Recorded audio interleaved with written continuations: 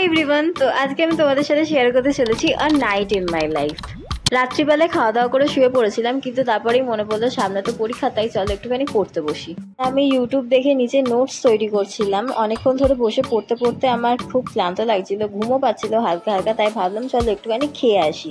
তখন প্রায় 2টো বাজে, পড়তে পড়তে প্রায় 2 ঘন্টা কেটেও গেছে, আর আমার হালকা হালকা খিদেও পেয়ে গেছে, তাই চলে গেলাম রান্নাঘরে। রান্নাঘরে আমাকে ওয়েলকাম করার জন্য একজন লুকিয়েছিল, জানো কি? এই যে ইনি। আর আমি জানি না কেন আমি সকালবেলা থেকে রাত্রিবেলাতে একটু বেশি এনার্জেটিক ফিল করি। গ্যাসের ওপর বসিয়ে দিই ইপিটাকে সিদ্ধ হতে। আর বাঙালি বস, কাঠি না করলে হবে? তাই কিছু না পেয়ে ম্যাগিটার পেছনেই কাঠি করছিলাম। আর আরেকটা ছোট ম্যাগির প্যাকেট নিয়ে নিজের সারাদিনের যত রাগ, কলেজ, বাড়ি, বয়ফ্রেন্ড, এক্স, সব রাগ ওই ম্যাগির প্যাকেটটার উপর ঝাড়লাম, কারণ ওইটা দিয়ে আমি বানাবো ভুজিয়া। ফ্রিজে ডিম ছিল, ভাবলাম ডিমের পোচ খাবো, কিন্তু নিজের স্কিল প্রদর্শন করতে গিয়ে আমি ডিমের কুসুমটাই ভেঙে ফেললাম। তবু আই ডোন্ট কেয়ার। ম্যাগি বানালাম, গার্নিশ করলাম, তারপর চলে এলাম সোজা বিছানায়।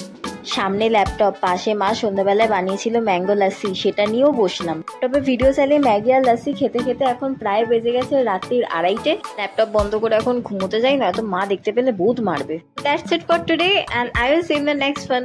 বাই।